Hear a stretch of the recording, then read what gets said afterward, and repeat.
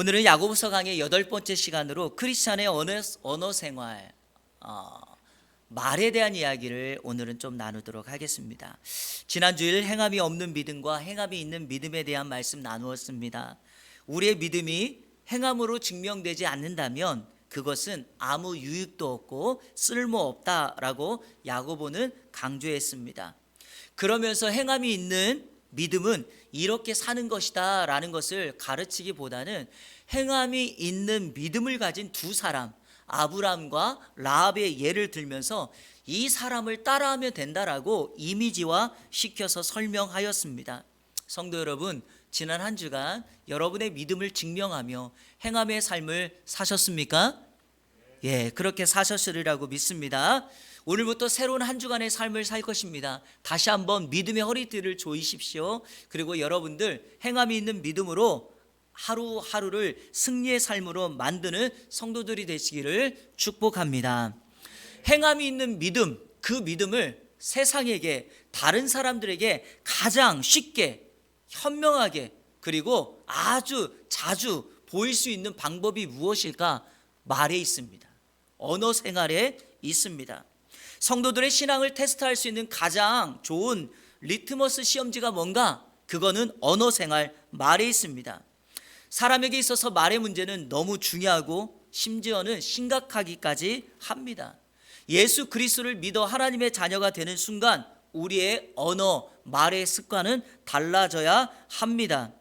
말의 근원이 입에서 나오는 말의 내용에 있는 것이 아니라 말이라고 하는 것은 마음의 근원으로부터 나오는 것이기 때문에 내가 예수 그리스도를 믿었다는 것은 새 사람이 되어 마음이 바뀌었다는 것이니까 마음이 바뀌었다는 말의 결론은 언어, 말이 바뀌었다라는 것입니다. 우리 한번 잠언 4장 23절 같이 한번 읽어보겠습니다. 시작. 모든 지킬 만한 것 중에 더욱 내 마음을 지키라. 생명의 근원이 이에서 남이니라. 신앙의 싸움은 궁극적으로 우리의 마음을 잘 관리하느냐 관리하지 못하느냐에 있습니다. 예수님께서 이렇게 말씀하셨습니다. 마태복음 12장 34절 이하 제가 읽어보겠습니다. 독사의 자식들아, 너희는 악하니 어떻게 선한 말을 할 수 있느냐? 이는 마음에 가득한 것을 입으로 말함이라. 마음에 가득한 것이 입으로 나오게 되는데 35절 선한 사람은 그 쌓은 선에서 선한 것을 내고 악한 사람은 그 쌓은 악에서 악한 것을 내느니라. 내가 너희에게 이르노니 사람이 무슨 무익한 말을 하든지 심판날에 이에 대하여 신분을 받으리니. 자, 37절 같이 읽겠습니다. 시작. 내 말로 의롭다함을 받고 내 말로 정죄함을 받으리라. 그렇습니다, 여러분. 왜 그 사람이 그런 말을 했을까? 그 사람의 마음, 그 사람의 존재가 그런 사람이기 때문입니다. 바꿔 말해 볼게요. 내가 선한 말을 한마디 했다고 그 사람이 선한 사람 되는 것이 아니라 그 사람이 선한 말을 한 것은 선한 사람이기 때문에 그런 말을 했다는 것입니다. 악한 사람은 항상 악한 말을 하는 것입니다. 그 사람의 마음의 중심에서 무엇이 나오느냐가 그 사람의 인격이고 사람됨입니다. 그러므로 예수 그리스도를 믿은 저와 여러분들은 마음을 바꾸고 새 사람이 되어서 과거 옛사람에 머물러 옛 가치관을 따라 사는 앳된 성품의 사람이 아니라 새 사람이 되어서 악한 말, 저주하는 말, 부정적인 말이 아니라 사람들 앞에 선한 말, 축복의 말, 긍정적인 말을 하는 하나님의 사람이 되어야 할 줄로 믿습니다. 자, 여러분들이 예수 믿고 하나님의 자녀가 되었습니다. 여러분 주변에 있는 사람들이 여러분이 교회를 다니고 여러분이 하나님의 사람이라는 것을 가장 빨리 캐치하는 그 모습이 무엇일까요? 바로 언어의 변화라는 겁니다. 저 사람 보니까 말의 표현이 조금씩 달라진다라는 거죠. 가끔가다 매스컴에서 인터뷰하는 장면이나 어떤 사람이 나와서 이야기하는 걸 쭉 들어보면 저는요, 나도 모르게 저 사람 크리스찬인 것 같다라는 말을 하곤 합니다. 그 이유가 뭐냐? 말의 습관, 말의 단어 사용에 있습니다. 세상 사람들은 고맙습니다라는 말을 많이 하지만 크리스찬들은 감사합니다라는 말을 많이 합니다. 그리고 말의 표현에 항상 긍정적인 말을 하고 누군가에 대하여 감사를 표현하는 일들이 참 많습니다. 바로 그런 언어적인 표현이 바로 우리의 사람됨을 말합니다. 그래서 말이라고 하는 건, 언어라고 하는 것은 너무나 중요합니다. 그런데 여러분, 대체적으로 사람들은요, 삶이 안전할 때, 평안할 때는요 괜찮습니다. 문제가 일어나지 않습니다. 평안할 때는 좋은 말 많이 하고요, 긍정적인 말 많이 합니다. 문제는 사람들이 위기를 만났을 때, 고난을 당할 때, 일이 잘 풀리지 않을 때 그 사람이 어떤 말을 하는가를 살펴보면 알 수 있습니다. 성경의 신뢰로 한번 말씀드려 볼게요. 첫사람 아담과 하와를 한번 보십시오. 하나님께서 아담을 만들고 아담이 혼자 독차하는 것, 외로운 것을 회복시켜주기 위해서 그의 갈비뼈로 하와, 여자를 만들었습니다. 그때 창세기 2장 23절에 이렇게 표현합니다. 우리 한번 같이 읽겠습니다. 시작. 아담이 이르되 이는 내 뼈 중에 뼈요 살 중에 살이라. 이것을 남자에게서 취하였은즉 여자라 부르리라. 여러분, 제가 남자라는 말과 여자라는 말에 가로 열고 이렇게 썼죠. 이쉬, 이샤. 이게요 히브리 말인데 남자가 이쉬예요. 그리고 여자가 이샤예요. 근데 이 아라고 하는 히브리어는 뭐뭐의 방향이에요. 무슨 말이냐? 여자는 남자로부터 나왔다라고 하는 것을 의미하는 겁니다. 그러니까 아담이 하와를 딱 보고 뭐라고 말했다고요? 내 뼈 중에 뼈요 살 중에 살이라. 당신은 나의 한 몸입니다. 여러분, 이런 사랑의 표현이 얼마나 좋아요. 여기 계신 부부들 프로포즈 하셨습니까? 사랑의 고백해 보셨습니까? 아니면 어떤 사랑의 세레나데를 불러주셨습니까? 그때 가장 많이 표현하는 게 무엇이죠? 당신을 보는 순간 당신은 나와 한 몸이라는 거 느꼈어요. 좀 닭살이 돋나요? 예. 여러분, 그런 사랑의 표현을 합니다. 그런데요, 문제가 생겼습니다. 이 가정에 죄로 인하여 둘 사이에 다툼이 생기니까 언어가 바뀝니다. 창세기 3장 12절 같이 읽겠습니다. 시작. 아담이 이르되 하나님이 주셔서 나와 함께 있게 하신 여자 그가 그 나무 열매를 내게 주므로 내가 먹었나이다. 무슨 말입니까? 죄의 결과, 원인 모든 것을 다 여자에게 돌려버리고 하나님께 돌려버리는 잘못된 핑계, 죄에 대한 책임 전가를 하고 있습니다. 아무리 좋은 상황도요, 이 상황이 어려워지면 그 말과 언어 습관이 원망과 불평과 핑계와 저주의 말을 하게 된다라는 것을 우리는 첫사람 아담과 하와를 통해서 배우게 됩니다. 성도 여러분, 언어 생활은 이렇게 중요합니다. 미국의 유명한 정치가이자 사상가였던 벤자민 플랭클린이 이런 말을 했습니다. 한 번 헛디딘 발걸음은 곧 제자리로 되돌릴 수 있지만 한 번 잘못 내뱉은 말은 결코 다시 주워 담을 수 없다. 이와 관련되어서 우리 한국의 격언, 속담 얼마나 많이 있습니까? 중요한 것은요, 이런 것들이 아니라 우리는 크리스찬으로서, 하나님의 자녀로서 성경은 우리에게 무엇을 말하고 있는가가 중요하죠. 그래서 오늘 저는 이 본문을 통해서 하나님의 자녀가 된 저와 여러분들, 말과 혀에 대한 경고와 교훈, 그리고 크리스찬의 언어 생활은 어떠해야 되는지를 함께 살피며 하나님께서 저와 여러분에게 주시는 은혜를 나누고자 합니다. 오늘은 간략하게 이 말씀을 4가지로 정리해서 말씀을 전하려고 합니다. 첫 번째, 혀를 다스려야 되는 이유, 말을 우리는 왜 다스려야 할까요? 자, 우리 1절 말씀을 다 같이 읽겠습니다. 시작.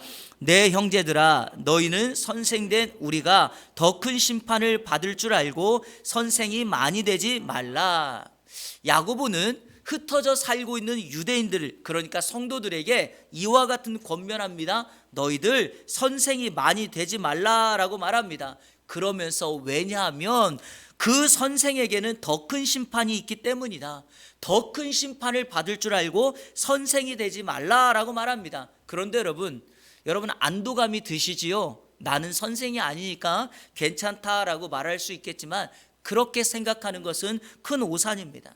지금 야고보가 말하고 있는 것은 실질적인 어떤 선생이다라는 그 대상이 아니라 넓은 의미에서 내가 크리스찬으로서 누군가에게 본을 보이는 삶을 살아간다면 넓은 의미의 모든 성도들이 바로 선생이다라는 것입니다. 우리가 예수 그리스도를 따라가는 제자의 삶을 살아가니 우리는 이 세상에 예수 믿지 않는 모든 사람들에게, 심지어 누구보다 앞서가거나 누구보다 먼저 졸업을 했거나 가정에 자녀를 키우는 부모이거나 모두에게 우리는 선생이 되었습니다. 그러므로 우리는 할 수 있는 대로 칭찬받는 선생이 돼야 될 줄로 믿습니다. 왜냐? 오늘 성경 가만히 보세요. 많이 선생이 되지 말라 그랬지 아예 선생이 되지 말라고 하는 말이 아닙니다. 누군가는 선생이 돼야 되는데 우리는 바로 칭찬받는 선생이 돼야 된다라는 것입니다. 그러나 선생을 포함한 이 땅에 살아가는 모든 사람들은 말의 실수로 더 큰 심판을 받을 줄 알아 항상 우리의 말에 조심해야 합니다. 우리 마태복음 12장 36절을 한번 읽는데 쉬운 성경으로 한번 읽어보겠습니다. 아주 중요한 경고가 있습니다. 시작. 내가 너희에게 말한다.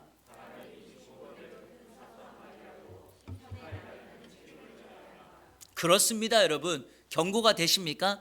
아무리 무심코 사소하게 내뱉은 말 한마디, 그것이 심판의 날에 우리가 책임을 져야 된다라는 것입니다.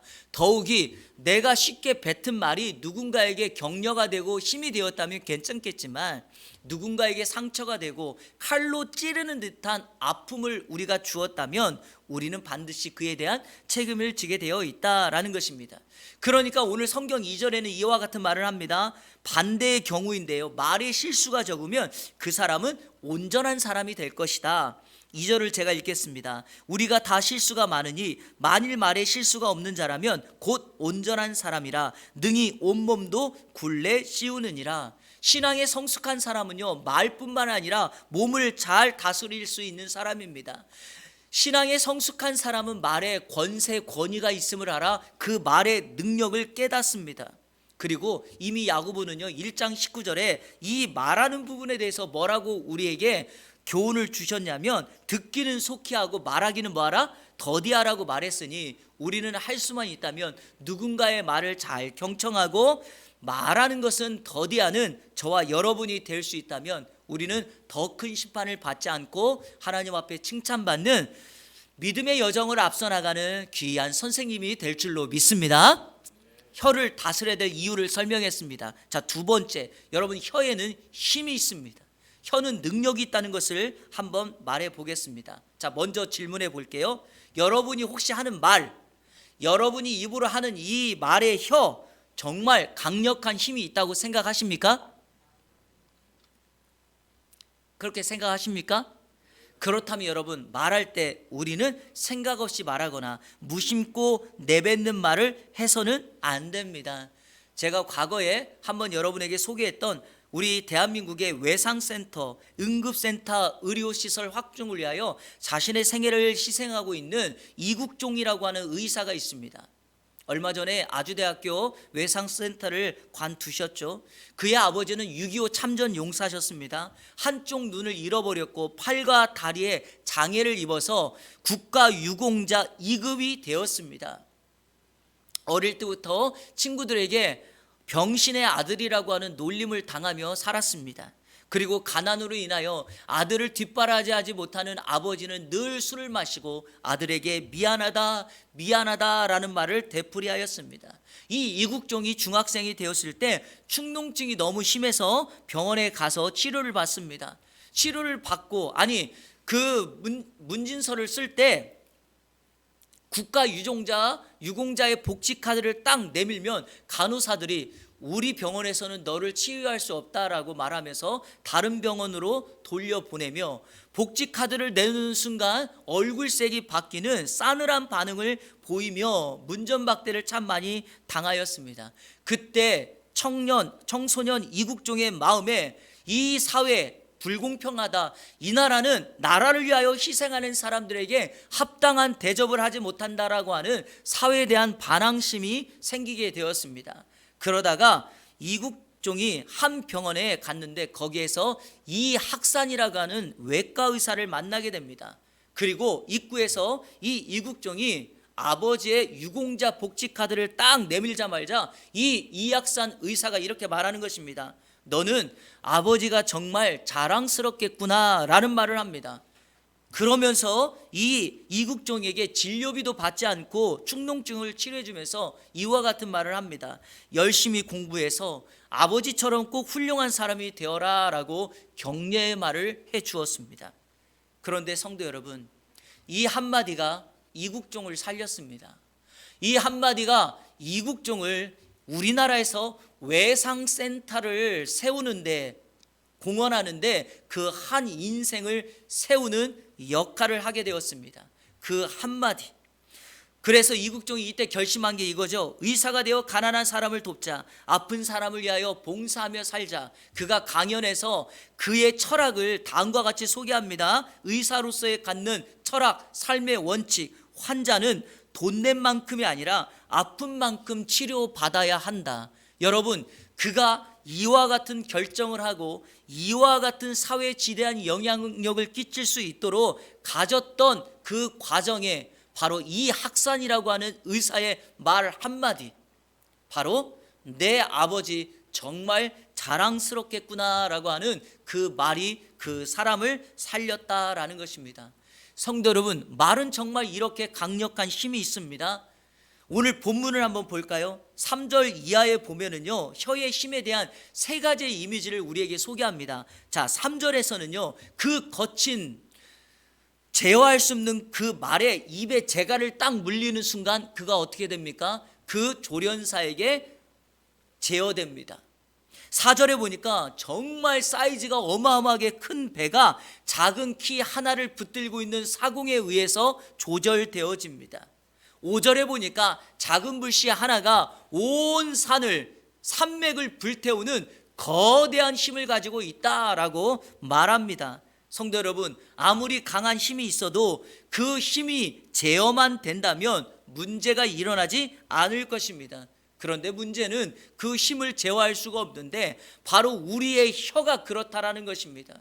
우리가 말하는 것 제어만 되면 문제가 없습니다. 그런데 그걸 제어할 수 없으니, 자, 우리 6절 말씀 다 같이 읽을 때 우리 세 번역으로 제가 표현해 놓았습니다. 이해하기 쉽도록. 자, 같이 읽겠습니다. 시작. 그런데 혀는 불이요, 혀는 불의의 세계입니다. 혀는 우리 몸의 한 지체이지만 온몸을 더럽히며 인생의 수레바퀴에 불을 지르고 결국에는 혀도 겟나의 불에 타버립니다. 뭐라고 말합니까? 혀라고 하는 것은 길들여지지 않기 때문에 온몸을 더럽혀, 그리고 인생을 불을 지피고 결국에 자신 그 혀도 불에 타버리고 많은 끔찍한 결과를 맞이하게 됩니다. 그러니까 내가 입에 내뱉는 말 한마디, 언어 하나, 단어 하나가 이렇게도 중요하다라는 것입니다. 할 수만 있다면 혀는 강력한 힘과 능력이 있기에 우리는 실수가 없도록 노력해야 합니다. 그럼 어떻게 할까요? 사도 바울이 골로새서 4장 6절에 이와 같은 말을 합니다. 너희 말을 항상 은혜 가운데서 소금으로 맛을 낸과 같이 하라. 그리하면 각 사람에게 마땅히 대답할 것을 알리라. 여러분, 음식이 맛이 없을 때 넣는 것이 소금입니다. 여러분, 소금을 적절하게 치면 음식에 간이 되어서 맛이 나죠. 대화, 언어, 말이 그렇습니다. 말이라고 하는 것은 적절하게 잘 사용하면 맛이 납니다. 그래서 말에 맛이 있다라고 사람들은 말을 하죠. 그리고 말이라고 하는 것을 그릇에 담는 표현을 합니다. 그래서 김윤나라고 하는 저자는 말그릇이라고 하는 책을 씀으로 인하여 말이 적정한 그릇에 담겨지면 그것이 보기에도 좋고 듣기에도 좋고 상대방의 마음과 영혼을 살리는 말이 될 수 있다라고까지 말합니다. 저는 우리 이 안에 성도님들이 이랬으면 좋겠습니다. 삶의 말그릇을 잘 준비하여서 여러분 말을 적절하게 하고 간에 맛이 나지 않는 음식에 간을 내듯이 소금을 적절하게 치는 저와 여러분 다 되시기를 주님의 이름으로 축원합니다. 세 번째, 혀 본성입니다. 혀가 가지고 있는 기본적인 성질이 무엇인가를 한번 소개하도록 하겠습니다. 자, 우리 7절 말씀 같이 한번 읽겠습니다. 7절 시작. 여러 종류의 짐승과 새와 벌레와 바다의 생물은 다 사람이 길들일 수 있고 길들여 왔거니와. 여러분, 여기 보니까 네 가지 영역의 짐승이 나오죠. 짐승, 걷는 것, 새, 나는 것, 벌레, 기는 것, 바다의 생물, 헤엄치는 것입니다. 왜 이 네 가지를 표현해 놓았는가? 이것은 창세기 9장 2절의 순서를 따른 것입니다. 제가 읽어보겠습니다. 땅의 모든 짐승과 공중의 모든 새와 땅에 기는 모든 것과 바다의 모든 물고기가 너희를 두려워하며 너희를 무서워하리니 이것들은 너희의 손에 붙였습니다. 홍수로 온 세상을 심판하시고 하나님이 노아에게 다시금 이 재생산되어지는 재창조되어지는 이 세상을 다스리고 정복할 것을 맡겼다는 것입니다. 그런데 여러분, 놀라운 것은 아무리 사나운 맹수라도요 채찍 앞에서 조절된다는 것입니다. 고래 중에 고래인 범고래, 여러분 바다를 정말 내 집 다니듯이 그렇게 다니는 그 엄청난 범고래도요 조련사에 의해서 길들여질 수 있다는 것입니다. 여러분, 동물원에 가셔서 이런 짐승의 쇼 보셨죠? 요즘에는 동물 학대라고 해서 그런 쇼를 잘 볼 수 없고 이제 여러 곳에서 공연을 할 수가 없고, 때때로 그렇게 짐승들을 길들이다가 짐승들의 야생성이 살아나가지고 조련사들을 죽이고 정말 사망에 이르는 경우도 있지만, 그럼에도 불구하고 사람은 이 짐승들을 길들일 수 있습니다. 놀라운 사실은 아주 작은 이 혀만큼은 그런데 길들여지지 않습니다. 자, 8절 제가 읽어볼게요. 혀는 능히 길들일 사람이 없나니 쉬지 아니하는 악이요 죽이는 독이 가득한 것이라. 우리나라 속담에 이런 말이 있는 거 아시죠? 새치혀가 사람 잡는다. 들어보셨죠? 여러분, 새치가 얼마인 줄 아십니까? 3cm가 한 치니까 새치라고 하면 약 9cm 정도가 되는 것입니다. 일반적인 사람의 혀의 길이를 말하죠. 그런데 이렇게 작은 혀가 그 말 한마디가 사람을 죽일 수 있다는 것입니다. 그래서 우리나라 속담이 이런 거 있죠. 말 한마디로 천냥빚을 갚기도 하고 웃으라고 한 말에 초상이 날 수도 있다라고 하는 말이 있습니다. 사람의 혀를 길들이지 않는 순간 우리는 이렇게 됩니다. 이유가 있습니다. 오늘 성경이 이렇게 강조하죠. 이 혀는 쉬지 아니하는 악이요 죽이는 독이 가득하다. 그렇습니다, 여러분. 혀에는 악이 가득하고, 근데 이 악이 쉬지를 않아요. 쉬지 않고 계속해서 사람을 악하게 만듭니다. 그리고 독이 가득합니다. 말로 사람에게 독을 뿜는 듯한, 독을 쏘는 듯한 일들을 범하고 있습니다. 그래서 시편 140편 3절에 이와 같은 말을 했는데, 뱀같이 그 혀를 날카롭게 하니 그 입술 아래에는 독사의 독이 가득하다. 그렇습니다, 여러분. 사람의 혀에는 마치 독을 품고 있는 것처럼 그렇게 사람들에게 말할 수밖에 없게 된다라는 거죠. 제가요 곰곰이 생각을 해보았습니다. 왜 혀가 악과 독이 될까? 그 이유가 무엇일까? 이것 때문인 것 같아요. 말은 한번 내뱉은 말을 주워 담을 수가 없기 때문에 그것이 독이 되고 악이 되는 것 같습니다. 좋은 말, 격려하는 말만 하면 전혀 문제가 없다니까요. 그런데 그 말을 내뱉는 순간 누군가가 그 말을 듣고 상처를 받는데 문제가 있어요. 우리는 매스컴에서 종종 공직자들이나 정치인들이 과거에 했던 말과 현재 했던 말이 달라가지고 그렇게 어렵사리 올라간 그 자리에서 하루아침에 무너지는 것을, 곤욕을 당하는 것을 자주 보았습니다. 여러분, 말이라고 하는 것은 그 정도의 파급 효과가 있기 때문에 우리 성도 여러분, 혀의 본성을 우리가 잘 알아서, 이 성질을 알아서 할 수만 있다면 우리가 짐승을 길들이는 것처럼 우리의 혀를 잘 길들여 어렵지만 좀 적게 말하고 듣는데 익숙하고 긍정적인 말을 하는 우리 이 안에 성도들 다 되었으면 좋겠습니다. 마지막 네 번째, 혀의 이중성입니다. 여러분, 혀에는 이중성이 있습니다. 이 사실을 기억해야 됩니다. 이중성이라고 하는 것은 하나의 사물이 다른 두 가지의 성질을 가지고 있다는 건데, 그런데 여러분, 원래 말은 이중성을 가질 수가 없습니다. 제가 오늘 설교 시작할 때 여러분에게 말씀드렸던 것처럼 마음의 근원으로부터 나오는 것이 말이기 때문에 결국에 이중성을 가질 수 없는 것 중에 하나가 바로 이 혀입니다. 자, 선한 사람이 선한 말을 하고 악한 사람이 악한 말을 하는 거지, 내가 선한 말 한마디 했다고 선한 사람 되는 거 아니고 악한 말을 했다고 악한 사람 되는 거 아닙니다.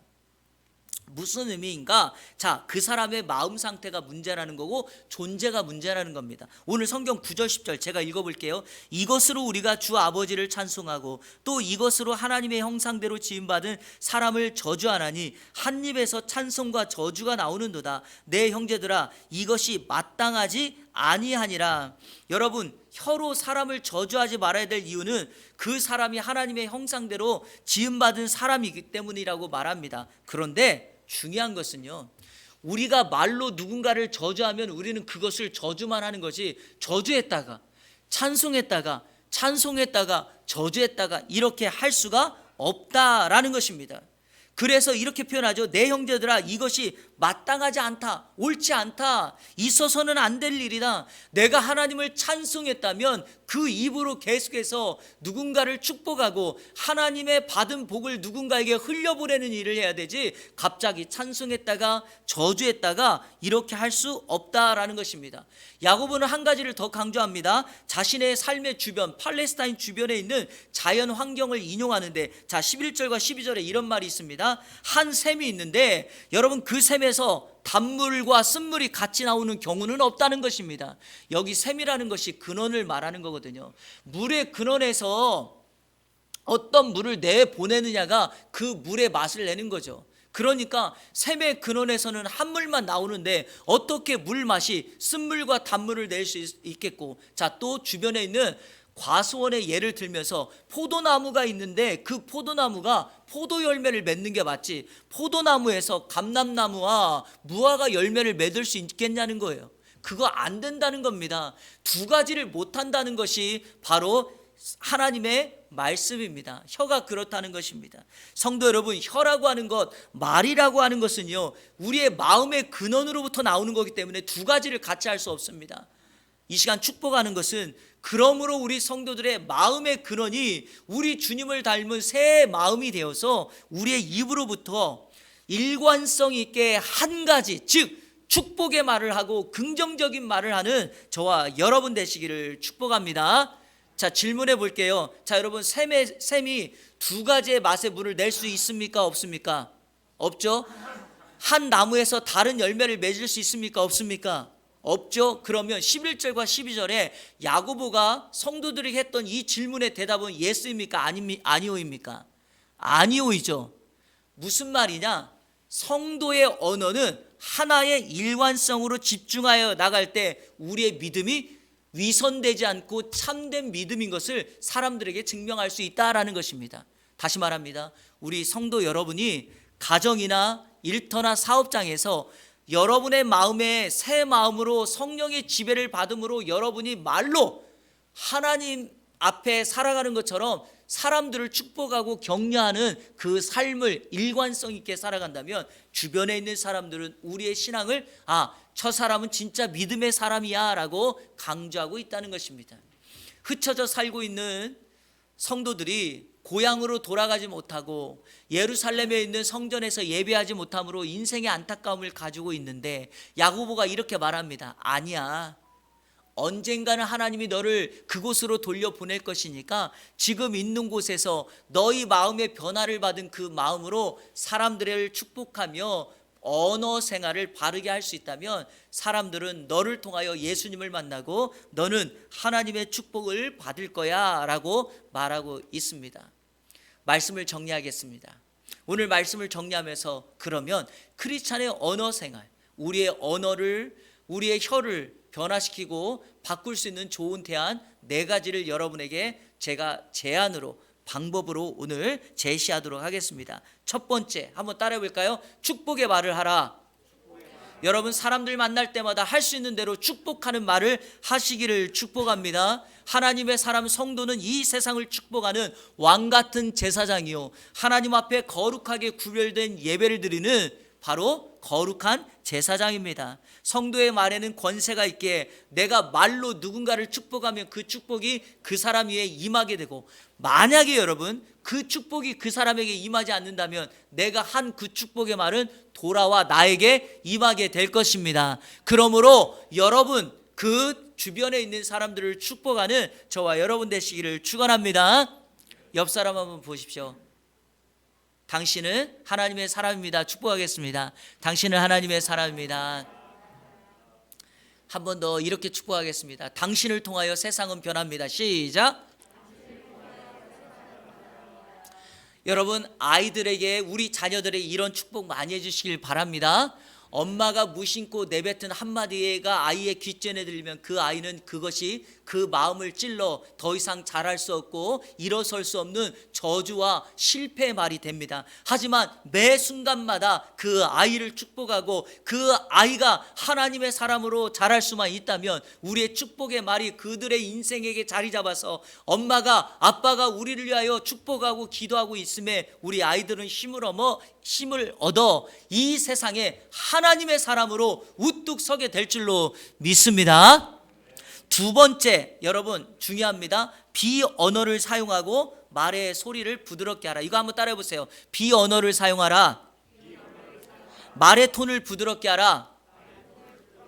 혹시 여러분 비언어가 뭡니까? 언어가 아닌 거를 비언어라 그러죠. 바로 제스처, 손짓, 표정, 이런 거를 말합니다. 여러분 말할 때마다 얼굴에 인상을 쓰면 상대방이 어떨까요? 싫어하는 겁니다. 이렇게 하지 말라는 겁니다. 자세도, 표정도, 얼굴의 시선도, 미소도 띠라는 겁니다. 자, 또 하나, 말의 소리나 톤을 듣기 편하도록 하라는 거예요. 여러분 할 수만 있다면. 소통 강사인 김창옥 교수가 강의에서 이런 말을 했어요. 아내들이 남편에게 말할 때, 엄마들이 아이들에게 말할 때 그 말을 들어보면 틀린 말이 하나도 없다는 거예요. 다 옳은 말이래요. 그런데 남편이나 아이들이 들으면 마음이 상한대요. 이유가 뭘까라고 했더니 문제는 다 맞는 말인데 기분 나쁘게 말한대요. 여러분 왜 기분 나쁘게 말해요? 맞는 말인데. 말의 톤을, 얼굴의 표정을 이렇게 하라는 거예요. 몇 년 전에 초등학교 학생이 한 예능 프로에서 유재석이 이런 질문을 했을 때 이런 답을 했어요. 혹시 잔소리와 충고의 차이를 아세요? 말해줄 수 있어요? 그랬더니 이 아이가 잔소리와 충고의 차이를 이렇게 설명했어요. 이거 레전드 짤이니까 한번 집에 돌아가셔서 한번 보세요. 아이가 이렇게 대답했어요. 초등학교 5학년짜리가 잔소리는 왠지 모르게 기분 나쁜데 충고는 더 기분 나빠요. 여러분 왜 이렇게 말했을까요? 내용이 문제가 아니라 아마도 이 엄마가 이 아이에게 잔소리를 했을 때나 충고를 했을 때나 비언어, 말의 톤, 기분 나쁘게 말했을 거예요. 그러니까 정말 우리가 말을 할 때 이런 비언어적인 부분과 말의 톤을 잘 사용하기를 바랍니다. 이 두 가지는 여러분 우리의 삶의 실생활의 제한이라면 제가 지금 말할 두 가지는 우리의 신앙적인 차원에서 말할 때마다 여러분 하셔야 될 것입니다. 자, 세 번째, 하나님의 도움을 구하십시오. 한번 따라해 보세요. 하나님의 도우심을 구하라. 시편 141편 3절 다 같이 읽겠습니다. 시작. 여호와여 내 입에 파수꾼을 세우시고 내 입술의 문을 지키소서. 그렇습니다. 여러분 말할 때마다 순간순간 마음속으로 기도하라는 것입니다. 가장 필요한 말, 적합한 말, 적절한 말을 할 수 있도록 하나님 앞에 기도하시라는 것입니다. 느헤미야에서 강의할 때 아닥사스당 왕 앞에서 느헤미야가 잠깐 하나님 앞에 기도했던 것처럼 화살 기도를 하며 기도하면 하나님께서 우리 입술에 할 말을 가르쳐 주실 줄로 믿습니다. 마지막 네 번째입니다. 자, 성령의 도우심을 구하라. 한번 따라해 보세요. 성령의 도우심을 구하라. 이거를 다른 말로 말하면 성령의 지배를 받으라는 것입니다. 이유가 뭘까? 자, 요한복음 14장 26절 보혜사 곧 아버지께서 내 이름으로 보내실 성령 그가 너희에게 모든 것을 가르치고 내가 너희에게 말한 모든 것을 생각나게 하리라. 하나님의 말씀을 생각나게 하실 뿐만 아니라 우리의 입술에 할 말을 우리 성령님은 생각나게 하십니다. 우리 성도님들이 성령의 지배를 받는 순간 말에 있어서, 언어에 있어서 결코 실수하지 않게 될 것입니다. 자, 또 하나 누가복음 12장 11절과 12절. 사람이 너희를 회당이나 위정자나 권세 있는 자 앞에 끌고 가거든 어떻게 무엇으로 대답하며 무엇으로 말할까 염려하지 말라. 마땅히 할 말을 성령이 곧 그때 너희에게 가르치시리라 하시니라. 성령님께서 우리에게 가장 적합한 말, 마땅한 말을 가르쳐 주실 줄로 믿습니다. 여러분, 이번 한 주간 이 네 가지만 한번 연습해 볼까요? 네 가지, 제가 여러분에게 말했던 거, 이번 한 주간 주변에 있는 사람들에게 축복의 말을 계속 해 주십시오. 두 번째, 비언어 사용하고 말의 톤을 좀 부드럽게 해 보십시오. 좀 마음에 들지 않아도 톤을 조금만 부드럽게 해보세요. 그리고 세 번째는 어떻게 해요?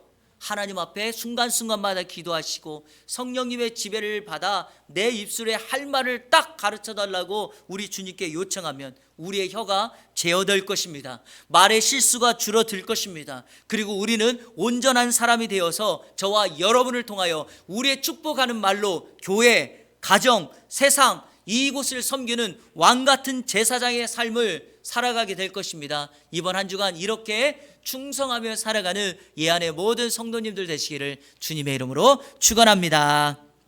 우리 이 시간에 다 같이 결단의 찬송하는데, 오늘은요 말에 대한 말을 했으니까 결단의 찬양으로 우리 축복송을 좀 하려고 합니다.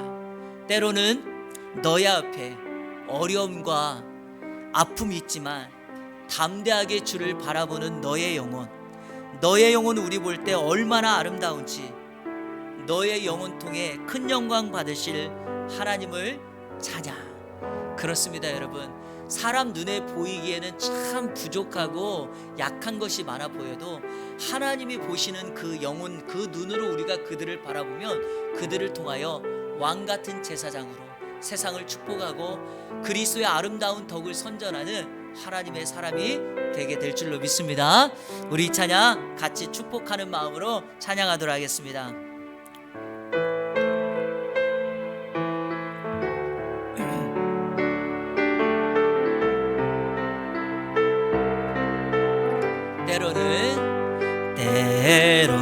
때로는 너의 앞에 어려움과 아픔이 있지만 담대하게 주를 바라보는 너의 영혼, 너의 영혼 우리 볼 때 얼마나 아름다운지 너의 영혼 통해 큰 영광 받으신 하나님을 찬양. 오 할렐루야. 너는 택한 족속이요. 우리 옆 사람 보면서 왕같은 제사장이며 거룩한 나라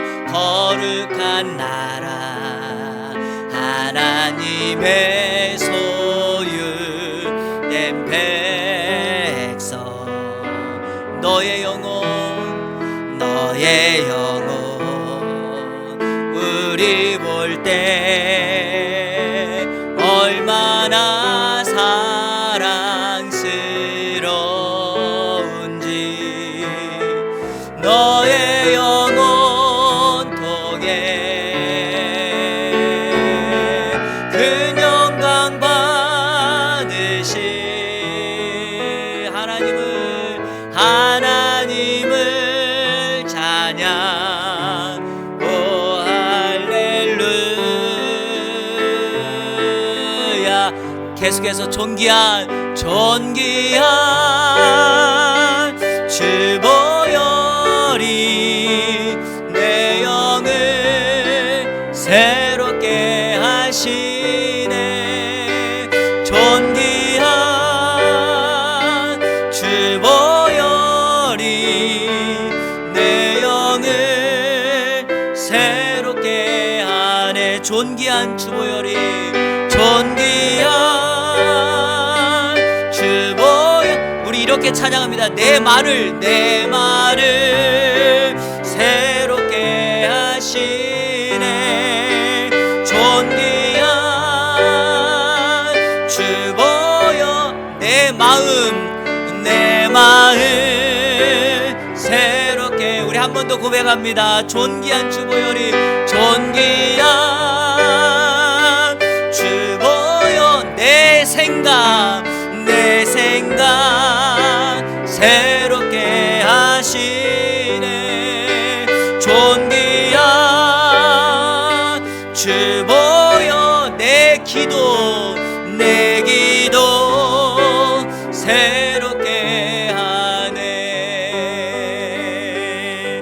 아멘. 24시간 주님과 늘 동행할 수만 있다면 그 사람이 어떻게 세상에 빠져 살겠습니까? 하지만 우리의 삶은 그렇게 살지 못합니다. 그래서 매 순간순간마다 성령님을 의지하고 예수 그리스도의 보혈의 피가 우리의 인생과 내 말과 내 생각과 내 영혼을 덮을 수 있도록 하나님 앞에 그렇게 살아야 되지 않겠습니까? 나를 힘들게 하고 어렵게 하는 사람을 만날 때 그 사람 앞에 내가 무슨 말을 할 수 있겠습니까? 하지만 성령님이 가르쳐 주시는 지혜의 말, 하나님께 도움을 구하는 그 기도를 드릴 때 우리 주님께서 느헤미야의 입에 하나님의 지혜를 담은 것처럼 우리들에게 하나님의 지혜를 담을 수 있게 될 줄로 믿습니다. 그거 가지고 이제 우리가 이 세상과 주변에 있는 사람을 축복하며 나아가면 됩니다. 이 시간에 기도할 때 오늘은요, 다른 거 기도하지 말고 우리 사랑하는 공동체의 일원들을 서로 축복하며 나가겠습니다. 여러분들은 목회자인 저를 축복하고, 저는 여러분들을 축복하고, 여러분들은 배우자를 축복하고, 자녀들은 부모님을, 또 부모님은 자녀들을 축복하면서 그렇게 우리의 공동체가 왕같은 제사장으로서 이 세상을 축복의 나라로 바꿔나갈 수 있는 그런 공동체가 될 수 있도록 기도해 주시고, 두 번째로 이 나라와 지역사회를 한번 축복해 주십시오. 내 뜻대로 되지 않는다고 우리가 어찌 이곳을 떠나갈 수 있겠습니까? 어둠이 많고 죄악이 관영하지만 우리가 이 세상을 축복하는 그 발걸음으로 이 땅에 다시 한번 부흥의 역사가 일어나게 해달라고 우리 이 시간에 두 가지를 놓고 다 같이 기도하며 나가도록 하겠습니다. 기도하겠습니다. 하나님 감사합니다. 오늘 말씀을 통하여 크리스찬의 언어 생활에 대하여 살펴보았습니다. 오늘 말씀을 듣고 혀에는 능력과 권세가 있음을 알아 우리가 말을 조심하고 말하기에 실수하지 아니하고 늘 할 수만 있다면 우리의 혀를 잘 길들여 갈 수 있는 우리의 심령이 될 수 있도록 인도하여 주옵소서. 무엇보다 우리가 축복의 말을 하게 하여 주시고 그 사람의 말에 대응하고 반응하고 격려하며 세울 수 있는 그러한 공동체가 될 수 있도록 인도하여 주옵소서. 우리 이한교회 성도들이 모일 때마다 하나님의 사람으로 축복의 말을 통하여 그들을 격려하고 그들을 축복하고 그들을 하나님의 자녀로 온전히 세워나갈 수 있도록 인도하여 주옵소서. 목회자는 성도를 축복하고 성도는 목회자를 축복하고 서로 부부 사이에 부모 자식 사이에 축복의 말이 끊이지 아니하도록 인도하여 주옵소서. 하나님 아버지, 우리 이한교회가 이 나라와 지역사회를 축복하며 나가게 하여 주옵소서. 어둠이 관영하고 죄악이 많아지는 이때 우리가 아버지 하나님의 지치지 아니하고 이 세상을 향하여 축복하는 하나님의 사람, 믿음의 사람 되게 하여 주시고, 하나님 무엇보다도 우리의 공동체 교회와 가정에서 이러한 축복의 역사, 서로를 격려하는 역사가 있게 하여 주옵소서. 우리의 말을 우리 성령님의 그리고 성령 예수 그리스도의 보혈로 우리를 덮어주시고 늘 하나님의 영혼을 세우는 역사가 있게 하옵소서. 하나님 아버지 감사합니다. 오늘 말씀을 통하여 야고보가 강조하였던 크리스찬의 언어 생활, 말의 모습을 살펴보았습니다. 할 수만 있다면 말에 실수 없는 온전한 사람이 되게 하여 주시고, 이번 한 주간 우리가 축복하는 말로, 그리고 비언어와 말의 톤을 부드럽게 하고 하나님 앞에 기도함으로 성령의 지배를 받음으로 이번 한 주간 누군가, 어떤 사람, 지쳐있는 사람 일으켜 세우고 그들을 축복하고 그들과 함께 주의 길을 향하여 나아가는 이 안의 모든 성도들 되게 하여 주시옵소서. 예수 그리스도의 이름으로 기도하옵나이다. 아멘.